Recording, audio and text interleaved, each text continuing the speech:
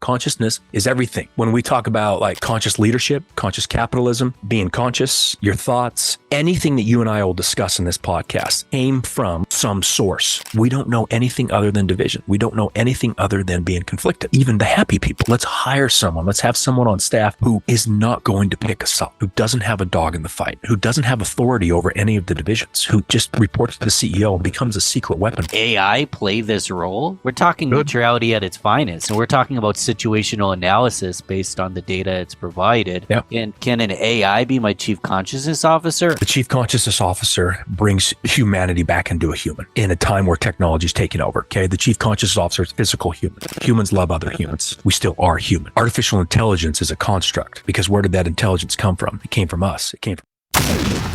You're listening to the Real Business Connections Network. Real Business Connections Network. Powered by Balbert Marketing, LLC. Subscribe now and check us out at realbusinessconnections.com. Enjoy the show. Charlie, what the heck is a chief consciousness officer? The future. 30 years ago, technology took over business. Everyone knew the internet was going to be the big thing. Everyone in the company, every C-suite, every intelligent person that had anything to do with the company knew it, understood it, didn't know what the hell to do, right? They didn't know how to put up a website. They didn't know how to code. They didn't know how to put up a URL, any of that. So they found the individuals in the corner who understood this, and they were kind of looking at them like, oh, who are these people? And they hired chief technology officers. Business was taken over by technology. Humanity is now going to be taken over by consciousness. And these companies and these businesses are going to want someone on staff who understands consciousness at a very clear, very high level. And it's not a spiritual thing. It's tactical. Consciousness has been within business already. We just haven't been paying attention to it. Now we're becoming aware of it. Basically, business, humans, humanity, any organization, they've had a blank check when it comes to consciousness, and they've all cashed it for $100. You and I don't know about you. If I had a blank check, I'm cashing it for, there's going to be a lot more zeros than 100. There's going to be 9, 10 zeros on that thing. As we become aware of what consciousness is, it's unlimited. It's a very incredibly vast resource that is the source of this thing. We've only paid attention to the mind. The mind's just the middleman. The mind creates all the division and conflict on this planet. The same mind that creates the problem can't solve it. We have to go to the source. We have to go to consciousness. And consciousness is fundamental to our experience and our reality. This position is the future of the C-suite. We'll call it a CCO. Yes, exactly. Let's try to define consciousness. So as a side example, I've been saying out loud that I think every business has a soul. Every business has a pulse. Okay. It sounds nice. Every business has a fingerprint. Okay. People seem to understand, but I honestly don't know what I'm talking about when I say that. Like, what actually is consciousness? How is that embedded in an organization? You've got two theories. You've got the incredibly intelligent people like Hameroff and those guys, Penrose, that think consciousness is created within the brain, microtubulars, right?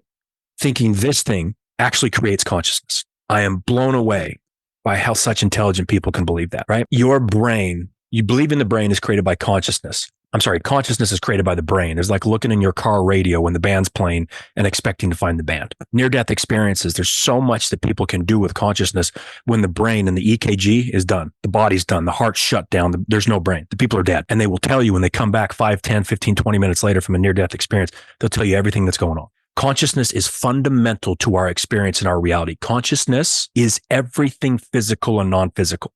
So very simply put, a wise fish swimming through the ocean swims by two young fish and says, hey boys, how's the water? The two young fish look at each other and say, what the hell is water? That's consciousness. As you stare at me right now and as I talk, we are swimming in consciousness. Your listeners, as they listen to this, whenever it airs, are swimming in consciousness. Everything, the mountain, the air, the fish, the plants, the planet, the earth, the other civilizations, the galaxies, the universe, everything physical and non-physical is consciousness, everything. And we're just swimming in it. Now, will we ever know exactly what it is? Never. Hoffman, Bernardo Kastrup, all of these guys trying to figure out and get down to the root of it. We will never know God. We will never know source. We will never know consciousness because we have a physical, very limited perception in our very divided mind. But consciousness is the best word, the best construct we humans have come up with for everything out, everything, including knowledge. Knowledge is structured in consciousness. Everything you've ever learned, read about in someone's book, watched on a podcast, or taught by your teacher in a college education, whatever it is, was structured in consciousness. Everything's consciousness, physical and non-physical, everything. So if it is what it is and everything is consciousness and we're just swimming in it, we're just living in it, what's the point of even talking about it? Isn't it just is what is? Can I change my consciousness? Sure. It's this vast resource of everything that is continuously changing. You're changing right now just as you're listening to this. For the people who are stuck in their beliefs, they're stuck in their ideals, the Republicans and the Democrats that are constantly at each other's throats. The cells in our body, the DNA, all of that stuff is continuously changing. Now, the big difference here is where people kind of mix the two together and they're completely separate is consciousness and conscious. Okay. You and I are conscious right now. We can see each other. We can hear each other, all that, right? If we get hit in the head, we're unconscious. Consciousness is more of let's say it's more of a noun, physical, non-physical, everything, my body, the wall, the posters, you, your mind, your thoughts, everything. Everything is consciousness. That's the noun. The verb of being conscious, of seeing, smelling, touching, thinking, all of that. Conscious is a verb. Consciousness is a noun. Consciousness is everything. When we talk about like conscious leadership, conscious capitalism, being conscious, your thoughts, anything that you and I will discuss in this podcast came from some source. The universe came from somewhere. Your thoughts came from somewhere. Your mind came from somewhere. Our physical body came from somewhere. This planet came from somewhere. The stars, dark matter, any type of word, construct, theory that we've come up with all comes from the same source. If you really think about it very simply and logically, everything's coming from somewhere. It's consciousness. They talked about it thousands and thousands of years ago in the book. Science is catching up to it. Hoffman and Kastrup and all those guys, consciousness. It's everything physical and non-physical in our reality right now. Is there good and bad? We create the good and bad. We create consciousness is neutral. This is where the chief consciousness officer came about because what is good for a Catholic is bad for an atheist. What is bad for a Republican is good for a Democrat, right? Since the beginning of humanity, we have been so divided and conflicted. We truly believe as humans that at some point in the future, our side's going to win, the other side's going to lose, and we're all going to go off into a utopic future, right? Republicans think the Democrats are ruining the world. Democrats think the Republicans are ruining the world. Catholics believe in something. Atheists think they're crazy. Catholics think atheists are crazy. We are constantly divided and conflicted. And I would assume you would agree with me and your listeners would as well. We've probably never been more divided and conflicted as we are right now. There's complete chaos in the world. All the wars, all the politics, everything has just been extremely pulled, right? So when it comes to good and bad, we as humans have labeled something good or bad. And it's different. It's subjective. It's to the perception of the individual. It's to their beliefs. It's to their conditioning. What's good for someone in Utah is sure as hell ain't good for someone in China or someone in Japan. Just different beliefs, different religions, different gods, different ways of thinking. That division that we just take naturally, kind of like we are always thinking with the mind, when someone brings it to their attention, which is what we're doing, bringing awareness to the division and conflict that each side creates, at least allows them to understand that just as much as they think they've got everything perfectly figured out and the other side's crazy, it's the same. And my question always is, what's better, heads or tails of the coin? And people say, it's just the same. It's the same coin. No shit. It's the one I call is the better one in that scenario. Exactly. So again, these are very simple understandings. People understand them when we talk about them, but then we go off and continuously choose sides. We love our family. We love our kids. We love our world. We want to leave this place better for the next generation. We think we're fixing it. Our side is fixing it. The other side's ruining it. They think we're ruining it and they're fixing it. We have done this since the beginning of humanity. We've got to be aware of this. We've got to understand this. We've got to, with this shift of consciousness on this planet, we've got to really look at things in a different way. Is this what you write about in your book? Truth has no sides? The book is more just my experiences the last 10 years with a teacher. When people think of teachers or self-development or anything on the spiritual path, they think of learning something new, right? If you find yourself one of those unique teachers that people would kill to be around, they're not going to teach you anything. They're literally going to strip away every possible thing your mind has ever come up with. They're going to remove all the bias and the conditioning. It's an unlearning. Right? Yes, he had me read a bunch of books, had me experience the Akashic records, had me experience the channeling, had me see human beings levitate. Like you get to see things that defy the laws of physics. But he had me understand and he had me read these books to help me understand what we just discussed. All of these different books, all of these different religions, all of these different ideas, all of these different opinions are all coming from the same source. So how is it that every human reads something and says, this is the way? And that other guy, he's full of it. He doesn't know what he's talking about. But that other guy that's full of it thinks his is the way and that you're full of it. Constant conflict and division. And we're very intelligent. You got Harvard grad people, 170 IQ coming out with psychology degrees. They're at each other's throats because one's Republican and one's Democrat. That blows me away. We've been so ignorant to all of this stuff for far too long. And this position is going to help bring this into business, into politics as well. I want to talk about bringing into business and politics, but before we go there, one quick question on unlearning. Well, what's one example of something that you personally needed to unlearn that you were able to dissect through the process? Well, the very unique thing about my background is I grew up in Utah. I didn't have any religion in me. I wasn't Mormon, but I also wasn't atheist. I wasn't Catholic. I wasn't Buddhist. I had no understanding of the spiritual path or a religious path. So when I met my teacher, I had nothing to be stripped away. I had things that people told me, my friends told me, being Mormon, or I had a Catholic friend or a Buddhist friend. I had no understanding of meditation. I had no understanding of the spiritual path. So when I met him, he had the time of his life with me because he didn't need to strip out the typical human understanding. If you're in Texas, you're going to grow up Baptist. If you're in Utah, you're going to grow up Mormon. If you're in Japan, you're going to grow up Buddhist, right? Most likely, right? I didn't have any of that condition. I didn't have an idea of what things were. So I was kind of like that wall behind me. I was just this blank slate. Yeah. And he just pulled away certain expectations. He pulled away what I thought I knew, what I thought I grew up around, what my parents told me, what my teachers told me, what friends told me, what I saw on TV, what I saw in sci-fi movies, what I saw this. You and I and your listeners, we have so much coming at us. Like I'm just looking at this little podcast studio I have with a TV and pictures, and there's a frog over there, and there's a printer, and then there's a beanbag here, and we've got so much our mind takes in. They're all constructs. So an unlearning for most people is maybe they're just steeped in their beliefs. They're steeped in an ideal that they think is just 100% correct and everyone else is wrong. The unlearning is at least getting to the point of saying, maybe what my parents told me because their parents told them and their parents before them told them, and it was just passed down. Maybe there's something different. Maybe this belief is not as boxed in as I thought it was. Just an unlearning of what you thought was right, what you thought was wrong. It's a great answer. I'm surprised your parents didn't abide by a certain religion or culture or belief of any. It sounds like you're a clean slate. So apparently, in this incarnation, I chose parents like that because they're blue collar, very simple people, incredibly loving. They didn't really guide me. And I say that in the most loving way. They weren't forcing me down a path. They weren't forcing me to.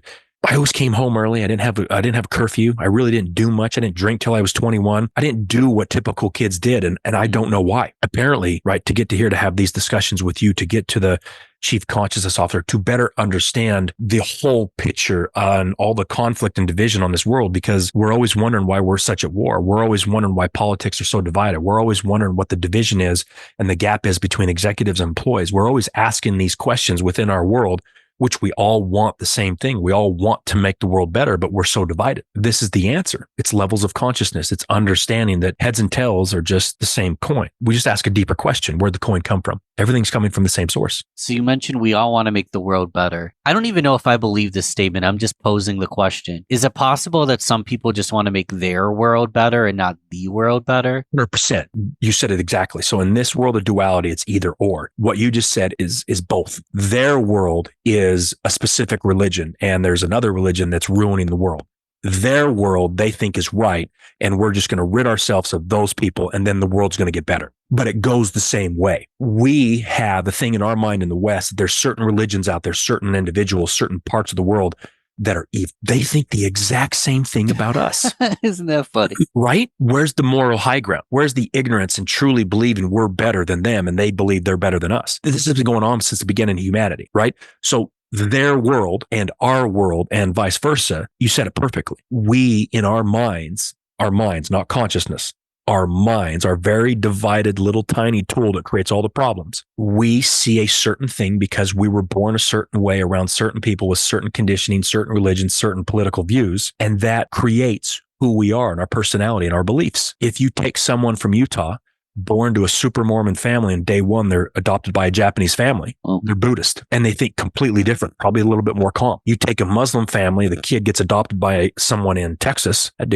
dude or girl is going to be Baptist and think nothing about the Middle East. If that is true, which everyone agrees, don't you realize that what you're around, how you learn, what you've been conditioned to think was just taught before the generation, you're just getting hand-me-down information. You're understanding books and understandings. Holy hell, what just happened? My sign fell. You want to put it back up, or you want to just leave it? I'm going to have to sticky that thing. If anyone's listening to the audio, go to the show notes or the YouTube link. Literally my sign of my podcast, my face just fell on the ground and slammed. Where were you? Oh my gosh. Don't remember. Got a big old bling. What? So I don't know. I don't know what just Does that mean what we're talking about is bad? Is this the devil or something? Is that what people? Yeah. Anyways, that's what I would choose to believe. Yes. Okay. Okay. Let's go with that. Anyways, what else? What's funny is it even turned off my on-air sign because it smashed into it. Look at that. There we go. So I do have a question about this then. If I can gather my thoughts back. Oh my gosh, Charlie. So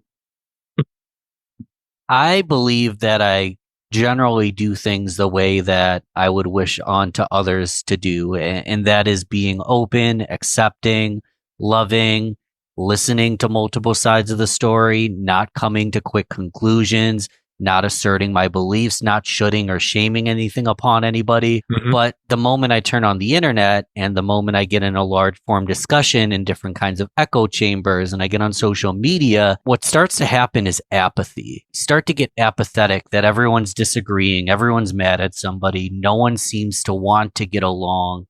And I don't think that's the way to live my life. I know that just kind of brushing it off and moving on isn't the worst decision to make. I don't want to have a pitchfork and go to war for no reason, but I find a lot of apathy occurs. Mm-hmm. Does that make sense? Is that a problem? Yeah, because what you just said is said by basically every person on the planet, every side, every political view, every religious view, every person who believes in a different God. They say, I truly believe myself to be a good person. I believe I do unto others as they would do unto me. I want the world, right? Yeah. I hear that all the time. Yeah. Okay. I completely agree with you. And I don't think you're lying to me. And I don't think anyone who tells me that they're not lying to me. But my question is, because thousands of years ago, hundreds of years ago, people would say the same thing. There are some people that would be, I've done some bad things, but I love my children. I do this. I want the world to be better. I was forced to do it. That's fine. I don't have a dog in the fight. I'm neutral. We've been saying that since the beginning. We're still saying it. The world's never been more divided and conflicted. So what am I missing? What is humanity missing? We're here. This tool's a disaster. And it's the only tool we've ever talked about. It's the only tool we've ever used, and it's the only tool we've ever known. The brain, the mind? The brain, the mind. This, where did this come from? It came from consciousness. The mind and the brain are created to divide, to think either or, right or wrong, good or bad, Catholic or atheist. Consciousness, which birthed Catholic and an atheist, Republican and Democrat, Buddhist and Muslims. The source, which we are, which we have access to, which we completely unknowingly severed our tie from, is neutral. The mind, as Einstein said, the same mind that creates a problem can't solve it. We got to go to consciousness. But the mind comes and says, I'm a good person. I do kind things. I hold doors open. I walk people across the street. I helped my neighbors out. I love my kids. I want to figure out ways to get better at making the planet better because my kids are going to grow up in this. And everyone says that. And I'm the same way. And I completely agree with them. But if you're pushed into a corner, you're coming out swinging. You're coming out swinging for political views, for your God views, for your religious views, for whatever view. And the question always comes to, I know you're not lying to me. I know you're a good person. I know you believe in good things. I know you want better. The world's never been more divided and conflicted. We've never had more books on how to be happy in our entire existence. We have tens of thousands of books. We've never been more unhappy. We've never spent more money on obesity. We've never been fatter. Sure. What am I missing? Why are we not talking about that? Why are we doing all of this self-development, all this coaching and all this shit? But we've never been more divided and conflicted because we're paying attention here. Yeah. And that's all we've known. Like the fish in water. What's water? Well, we got to go to the source. We got to go to consciousness. That's where everything came from. That's where the compassion, the empathy is. That's where you understand that. Less division and conflict, more clarity. You can take someone from 4th grade to 6th grade. If I'm a business owner, I want 6th graders as employees. They can handle their life better. They're a little bit more intelligent. They can communicate better. If we could take the whole planet, 8 billion people, which is all consciousness, which is shifting like never before, this natural wind in our sails is taking everyone up. So let's understand consciousness and let's see what happens. Clarity point on that example. I don't think a 6th grader is old enough to work on payroll. Yeah. 4th grader definitely isn't even close to enough, unless it's like a family business and they're sweeping the floor. What do you mean by that? You get what? Oh, no. Okay. This is a good question. Yeah. We believe as adults that we become more wise and we gain clarity and we raise our consciousness. NASA did a study. They followed 2,000 kids at the ages of 4 and 5, 98% considered genius. By the time those kids were adults, less than 2%. We take this vast resource of consciousness. We take this vast resource of being a child and being completely open to everything, being unbiased, unconditioned until our teachers, our parents, and society gets a hold of us, right? And we take this vast resource of consciousness and I'm this, I'm that, I'm right, this is wrong, I believe in this, I'm a Republican, I'm a Catholic, and we square it off. So we go from 98% wide open to being genius to less than 2%. Less than 2%. We think, I understand knowledge is power, but the way society's built, the way our mind's built, the way we've gone about it is we have literally pushed everything out except for our bias. If we're a Republican, what news do we watch? We watch Fox. Sure. Right? If we're Democrat, we only watch CNN. We are continuously building up, shrinking even more what our beliefs are, what our ideas are, what our mind can capacitate, where we think is what we think is right and wrong. We are just continuously cutting off consciousness. Now let's apply this to business. Are we all chief consciousness officers in our own right? Or is this a legit position? And if so, what do they do for the company? You tell me. Everything is consciousness. The chief consciousness officer is going to be a crucial position because, to your question, they're going to be neutral. Do you know anyone in your life that's neutral? Neutral? I know people that play neutral. They pretend to be neutral. It's their job to hold space, but total neutrality, I can't even assert that I exactly know what that means or feels like. Perfect. This is why this position is so crucial. We are so used to good or bad, right or wrong, up or down, Republican, Democrat. We have polarizations and we only know people as for us or against us. There are a select group of individuals in the middle. They're neutral. No one pays attention to. Why would they? Because if I don't know if you're for me and I'm going to hang out and be friends with you and we can agree and just build each other up, or if I don't know you're against me and I need to push you away and argue with you. If you're neutral, I've had so many people where we have discussions, they don't understand which side I'm on. They will stare at me and just turn and walk away. Our minds are not understanding neutral. This position's going to be neutral. So like you said, people who play neutral. Within business, we play neutral because we're not supposed to talk about politics or religion, right? So HR is going to sit someone down and they're going to try to be as neutral as possible. Your boss is going to try to be neutral as possible. The CEO is going to try to be as neutral as possible because of legal reasons. If you're in the company long enough, do you not understand where everyone stands? Right? We're going to know what your religion is. We're going to know what side of the politics we just know. We're humans. We just know it seeps in. We joke about it. We see something in the news. We hear a colleague talking about Trump and someone rolls their eyes. You're like, okay, they're Democrat. Or you hear someone someone's Muslim, someone's Catholic, someone's atheist. We are humans. We want to be validated. We want to be known. We want the world to know who we are. So people can talk about being neutral. HR can talk about it for legal reasons. The CEO doesn't want to get in trouble. Your boss doesn't want to get a lawsuit put on them. So we act neutral. We act neutral. Like you said, it's all energy. I know it's all energy. Your listeners know it's all energy. Even people who are not religious, spiritual, or even scientific, we all talk about being energetic, like we are energy. So someone can tell you, to each their own. They know that's bullshit. Your boss can sit there and say, we really appreciate what you've done for the company. You know what the employee says? I heard what you said, but I know how you really feel, right? Imagine a company having a CCO, a chief consciousness officer on, who understands the full picture, who can bring you a clarity to both sides of the story, who for the marketing can bring you new ideas, for sales can bring you new ideas, for HR can help you hire new higher level consciousness employees, for the CEO to understand strategy, to be in a meeting where we need a solution or a problem solved. And they bring basically all of the knowledge you could possibly want into the room. It's not Ed coming up with the best idea the company's ever heard and Susie and Jane say no because he likes Trump. It's not Susie and whoever coming up with an amazing idea for their boss, but the boss is like, God, man, these guys, they're so democratic, I can't handle it. We as humans don't understand how much we negate and cut people off and don't open ourselves up because of the division we've created, because of the sides we've chosen, because of the religion we've chosen, which I'm not saying it's wrong. This position is neutral. Imagine the power in a company, in business, where the gap between executives and employees has never been wider. The division and conflict on this planet has never been worse. Having someone on staff who is not alienated 50% of the solutions and the ideas and the problem solving because they don't have a side to choose and because they don't want to listen to someone who's Republican or Democrat. I know everyone says this is childish in a sense, like, oh, I'm open. If Susie comes up with an amazing idea and I know she likes someone I don't, I'm going to be open to it. Bullshit. Look at the world. Everyone can tell me everything they think they are and who they are as a human. All we need to do is just look at the world. And all of these people say the same thing you said 10 minutes ago. I care. I love my kids.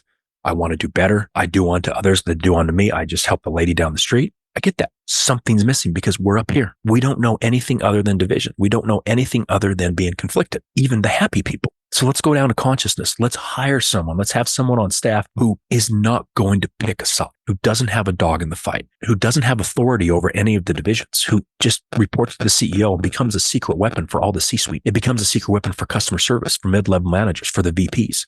You're basically got like a ChatGPT in human form. You've got a Google of consciousness, because my consciousness of a neutral individual, the chief conscious officer, is wide open. We don't have walls or restrictions. We don't have bias and conditioning.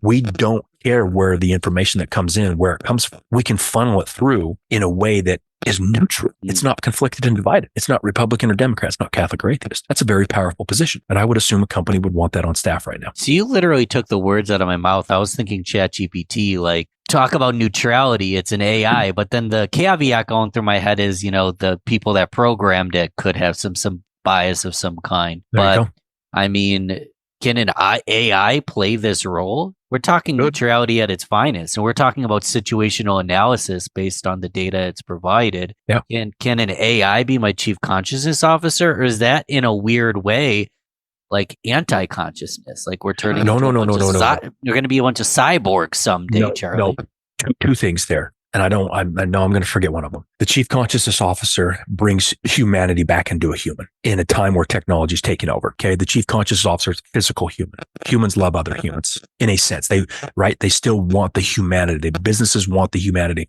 People who think they're just going off with nothing but technology and AI is going to take their job. We still want to be human. We still are human. Artificial intelligence is a construct, because where did that intelligence come from? It came from us. It came from consciousness. It's not artificial. We put that construct on there to think it's different, to think it's something we're not. Knowledge is structured in consciousness. You can either chat GPT it, you can read a book, you can watch a podcast, you can listen to someone else's opinion, but that's all everything is. You can be subjective and bring it in. Even with ChatGPT, you're still asking another entity, another thing or person. Or artificial intelligence came from consciousness. We came from consciousness. Anything we've ever known came from consciousness. You start to really understand what consciousness is. Your awareness points to what you want to know, what you enjoy. So someone who enjoys math, their awareness is going to point towards math. They're going to go to mathematical classes. They're going to try and get a PhD in applied mathematics to the universe. They love math. Their awareness is going to pull from consciousness everything they need to know about math. And they're going to be very intelligent on that one thing. That's consciousness. If I'm a customer service agent and I want to have an easier time paying my mortgage next month, you start tapping into consciousness, not your middleman mind. It's going to give you access to better ways to pay your mortgage, better ways to be better at your job, better ways to get a raise, better ways to move up in the company. Your awareness points to where your awareness is. You will gain access to that level of consciousness, that level of knowledge. You will bring it back with you, because everything you've ever known in the first place came from consciousness. Anything you've ever learned came from consciousness. What we're doing is we're giving everyone the authority over themselves. The chief consciousness officer is opening people up, bringing clarity, bringing consciousness to every individual within the organization so they can access the information they want in that moment. So artificial intelligence is just getting closer and closer and closer and closer to what consciousness is. And we created it. It's not artificial. So how would this role be explained? Two possible examples here. So I'm an employee and I want to bring the idea to my management team, or I'm a manager and I want to bring the idea of this new role to the employees. We need to have a clear benefit analysis way to explain it because it's a huge concept. Have you thought about just the simple fourth grade understanding of exactly what we're doing here and how I would present it to my boss or present it to my team? Everything is consciousness. You guys, as a company, as a CEO, as an employee, you are consciousness. You're swimming in consciousness. Your business is in consciousness. You've only been using the mind, the middleman. This position is going to help you, CEO, you C-suite, you VP, you employee, all 10,000 employees understand where this planet and humanity's headed. Consciousness is becoming the central focus of humanity. With that question, it's a beautiful question. It would be like someone coming to their company 30 years ago and saying technology is going to take over the world. Well, explain to me what technology is. Well, it's this website thing, and you're not going to go. You're not going to go to the grocery store anymore. There's going to be a website that you buy stuff online, and there's not going to be humans, and you're just going to have to trust that they're going to ship what you told them they're going to ship, and then you're going to put your credit. People are going to be like, "What the? I'm not doing that. Are you out of your mind?" Look what happened. This is the same thing with consciousness. This is the same thing. Everything is consciousness. Everything. You don't need to understand it. We can explain it with the fish and water, but I'm telling you right here, right now, this position is going to be incredibly crucial for your company, and you can either get on board right now, or you can wait until it's maybe a little bit too late. What do you think the single benefit is? So, or there might be more than one single benefit, but to focus in on one, for example, we talk about technology, and I wasn't back in I was pretty darn young. Technology's really moved quickly. Holy crap. But everything you're currently doing, purchasing products, shopping at the grocery store, talking to friends, everything you do will be systematized so it happens 100 times quicker than it ever did. So the one huge benefit is time is compressed, where what you thought would require so much is now at your fingertip. Let's apply that same methodology to consciousness. So in that example, your time has been simplified. Your life has been simplified. Time is compressed. Everything is yours. Literally all the information in the world now is yours in the snap of a finger. What is consciousness in 20, 30 years in that same kind of example? What is the benefit? What do we say? The benefit is understanding where we came. The benefit is understanding how the brain works. The benefit is understanding the mind, your thoughts. The benefit is understanding where knowledge came from.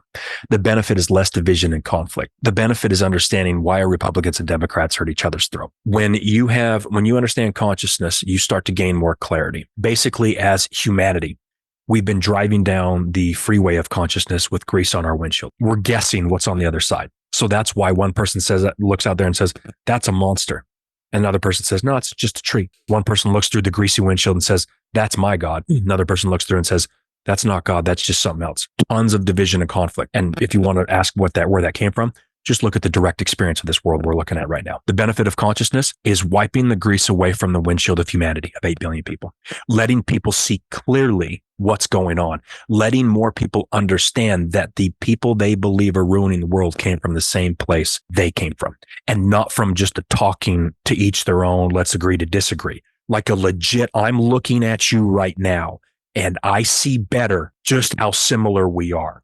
Because we continuously talk about, let's talk about the similarities we have, not the differences. Doesn't seem to be working, does it? Because we talk a lot. There's a lot of people talking about that, but they're talking about the mind.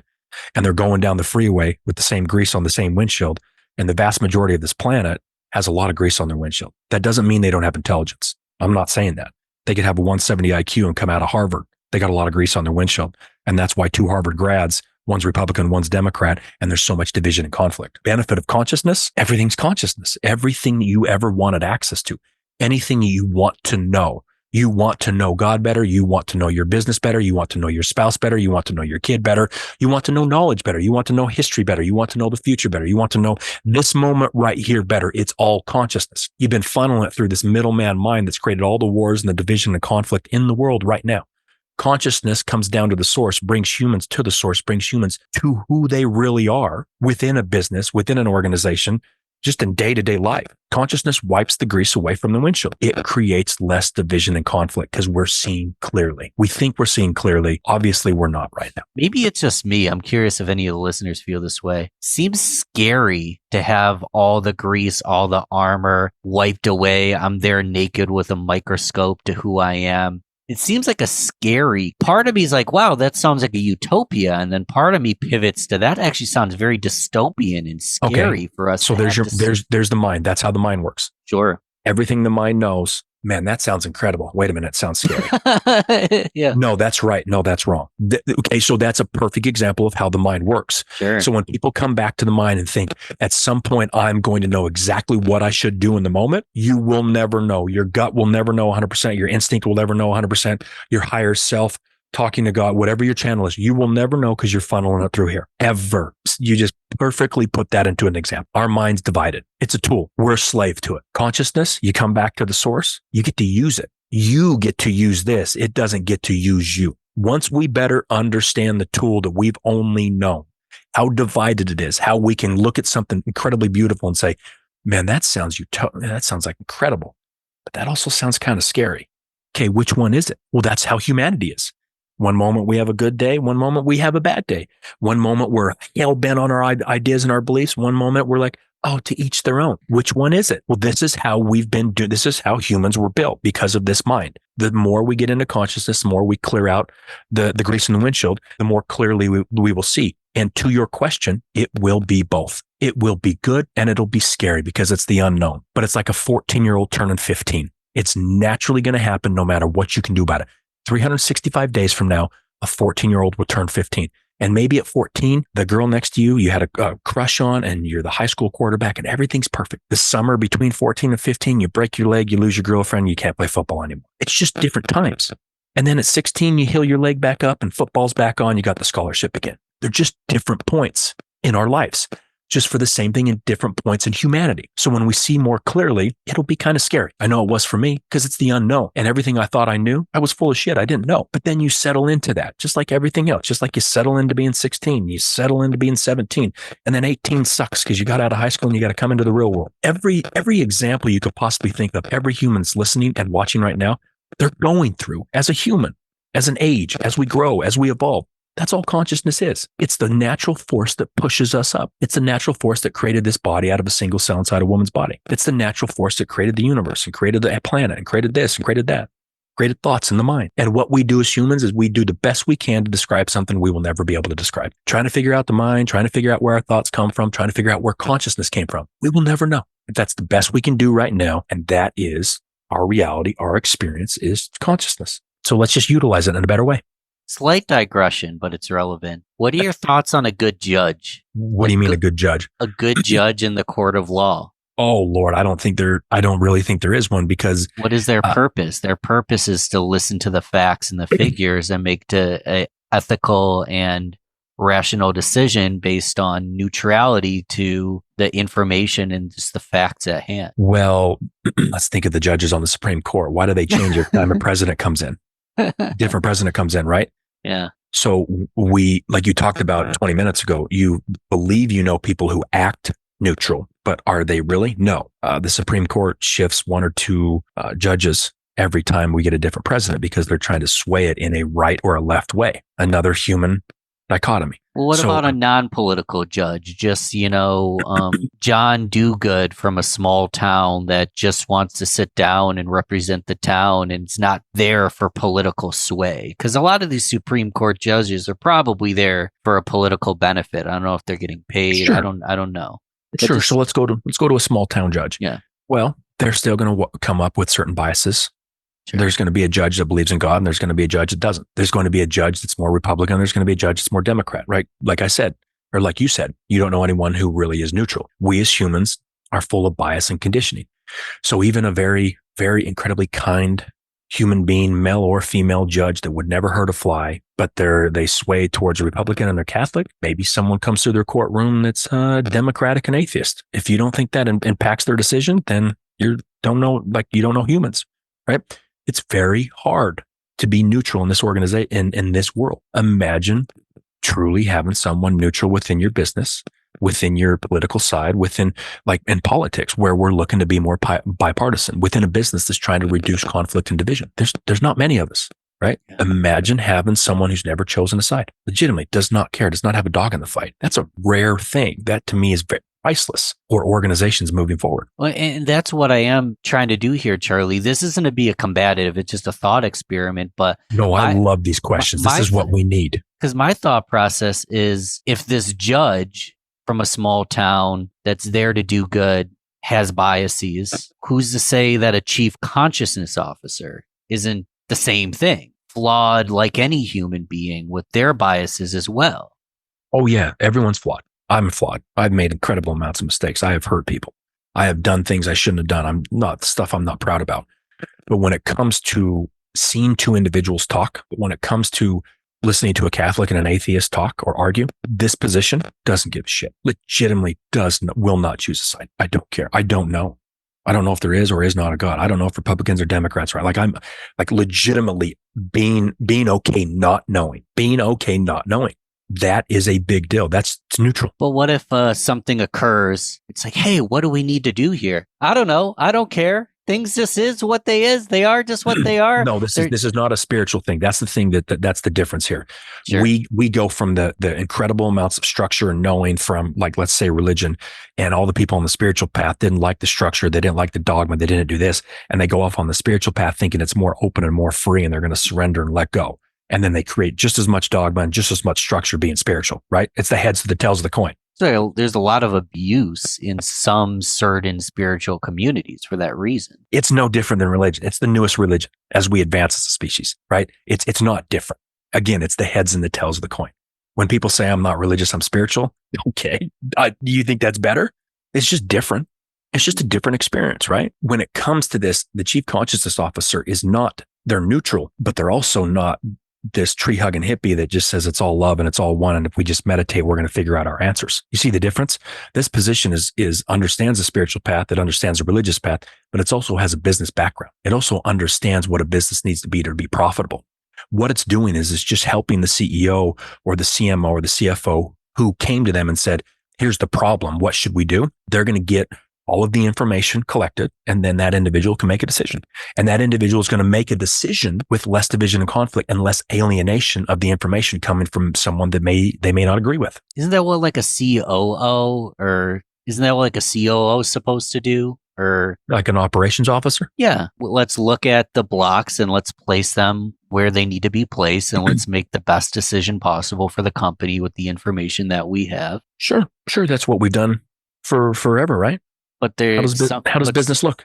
How does it look? How divided and conflicted are we? Are we less divided and conflicted in business or more? That's what's so darn interesting, because we've never had more access to resources, opportunity, and with technology. And this, like, the world is at our fingertips. However, I don't think we're satisfied, which is silly to me. It's Truly. so silly to me. So here's the thing. These questions you're asking are absolutely beautiful.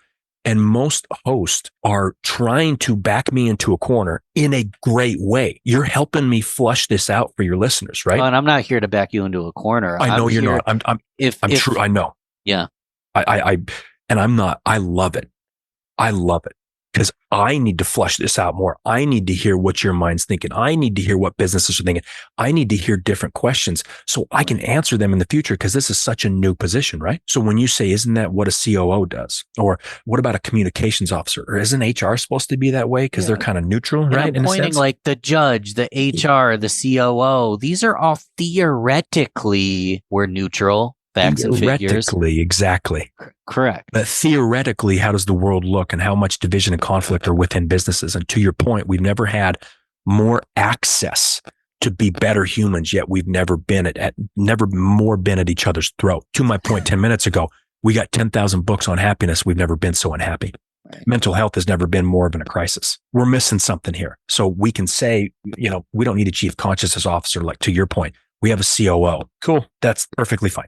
Then you don't need a chief consciousness officer. But I will tell you, with how quickly things are changing on this planet, which you would agree with, how much is shifting and how much changes every day, every week, every month. You can even feel it. Time's just flying by because the construct of what we know time is dissolving. people are going to want a chief consciousness officer. It's going to be very soon. There's going to be a lot of people. Actually, most of the people who have me on the podcast have admitted saying they wouldn't have had me on as soon as 3 months ago. But all of a sudden, it's in their mind. It's in their awareness. They want to understand it. They want to know. They're curious about it, right? That is that natural force of consciousness. So we have a lot of conscious capitalism. We have a lot of conscious leaders. Okay. We have a lot of organizations that come in and do some type of class or some type of consultation with the executives. What about the other 1,000 employees? Do you think it leaks down to them? No. If I have a sale and I've got one person blowing wind into it, I'm just going to float around. There's a natural force of consciousness that's the F5 hurricane just blowing humanity forward. We all have access to that. We all have our own ability to blow as much wind into our sail as we humanly possibly can. This position brings the awareness to all 1,000 employees, not just the executives who went to some 10-day silent retreat, which I think is a great idea, and then come back and try to force it upon 990 other employees who don't care. Because the other thing we talk about is wellness programs. For the last 20 years, we have done meditation, mindfulness, yoga, and Tai Chi and forced it upon employees. To my question, we've never been more divided and conflicted. So what am I missing? Well, in the West, we've got a lot of Catholics, Baptists, and atheists. As soon as they're told to meditate, they think it's Buddhist and they're turned off. No one ever took that into consideration because people don't understand levels of consciousness. To my point, the chief consciousness officer understands that. The other thing they understand is the spiritual side of things. So when the executive goes off and does an ayahuasca trip and has the time of their life and lets the whole weight of the world off their shoulders, but 2 weeks later, they've come back from Peru and they don't have access to that shaman or that teacher and they don't know who to ask questions to, chief consciousness officer's there. There's so many things this position is going to be crucial for humanity and businesses and organizations and politics moving forward, because all we've ever done is with the mind. More and more people are going to gain access to who they really are. They're going to gain access to consciousness and they're going to want someone to help them guide that through it because it's going to be different. To your point, clarity can bring good stuff and clarity can bring scary stuff. Well, this has been uplifting. This has been interesting. I don't know if it's signs or props, but like my on-air eye sign has went on and off, I think 3 times. The whole photo of the podcast just disappeared from the wall in one great bang. So none of that was staged. I don't know if that's a sign, but let's assume it is a sign. What now? What do you mean, what now? What now? Things around me are shaking and moving. The thoughts are stirring. There's frequency happening. Mm-hmm. What should I go do now?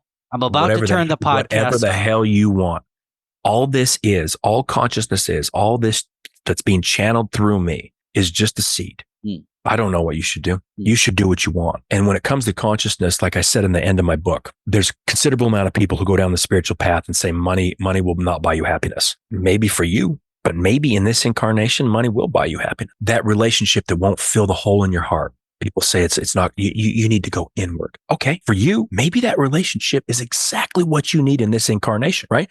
To your point, what should I do after hearing this information? Well, to me, it's like the 4-minute mile. It was absolutely impossible until someone ran it. And then tens of thousands of people ran it. And now it's like they're trying to get to 3 minutes, I assume. I don't know. What you should do is whatever you want to do. But right now, your awareness, because of this conversation, has naturally expanded. Right. It's impossible for you to unhear it and unlearn what we just talked about. Agree with it or not, understand it or not, it's still in the mind. It's still in your soul. It's still in consciousness. Your awareness is now pointed towards it, like your listeners will be when they pay attention to it and they listen to it. It shifts everything because it's different. It's different. So what do you do with this information? Whatever you want. Absolutely whatever you want. But it will change you.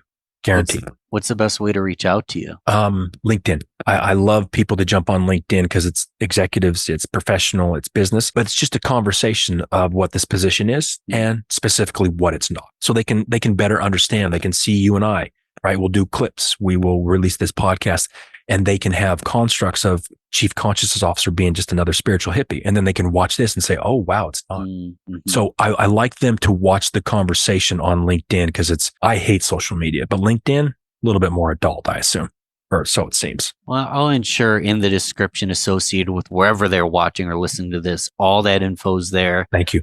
One final question. Mm-hmm. After I asked what should they do, well, you answered that well, and they're not in the room with us. Mm-hmm. What are you going to do to follow this conversation? What's your next move? I'm very appreciative of individuals like you who are allowing this conversation to be heard and how much this is growing so quickly in the past 6 months. I'm really pioneering this position, and I want thousands of companies to hire this position.